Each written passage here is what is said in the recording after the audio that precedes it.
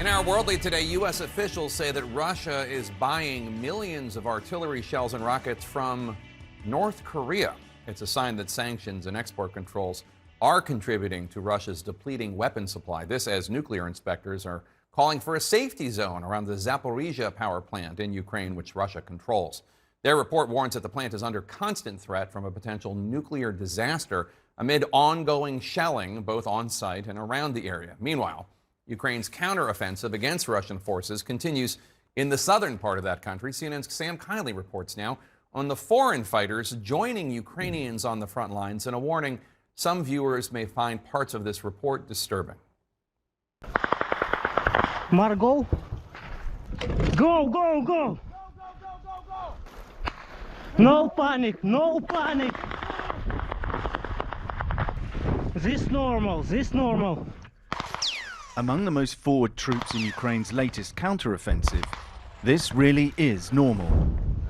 When the crunch of incoming artillery is this intense, casualties in this reconnaissance unit, which includes 3 foreigners, are inevitable. Mark Ayres of Britain was lightly wounded on day 1 of the offensive. On day 2, he was more seriously injured in the leg by artillery alongside Michael Zaffer, a former US Marine from Kansas. He was hit in the hand, stomach and head. They joined Ukraine's army together, but met fighting ISIS in Syria. Zafar is the former US Marine's Kurdish code name. I am fine, go. As recce troops, they've been the tip of Ukraine's attacks on its southern front in the fight to recapture Kherson. And then I just remember looking up to my left and then pop, and couldn't see anything for a bit. Everything looked the same, everything came to. Looked at my left, looked fine, looked at my right, okay, I'm there, I'm there, all right, to the hole, to the hole. It's going to be a slow, grinding fight, they say, whatever the claims of Ukraine's government.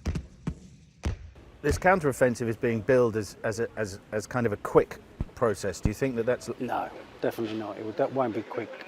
I mean, it's hard, slow fought, meter by meter, position by position, because we haven't got the resources to do a massive blitzkrieg. US weapons and other NATO equipment have proved useful, but not decisive, as Ukraine has captured a handful of villages since the counter-offensive began. Here, Russian troops wave a white flag of surrender. Precision artillery strikes by US-supplied howitzers are monitored by Zafar's recce unit with a drone. Russia's motivated its troops with false claims that they're liberating Ukraine from Nazis. For Ukraine, it's a battle of national survival, attracting help from around the world. Do you feel sorry for the Russians? No, no, not at all. It's not like Ukraine has invaded Russia. They've invaded Ukraine. They're here, killing civilians, killing our soldiers. I've got no sympathy for them whatsoever. Ukraine's imposed a news blackout on the southern offensive and keeps its casualty figures secret. But for these men, being wounded isn't the end of combat. It's an interruption. And are you going to go back? Yeah, once everything heals on my body, probably within 3 to 4 weeks, I should be right back out there.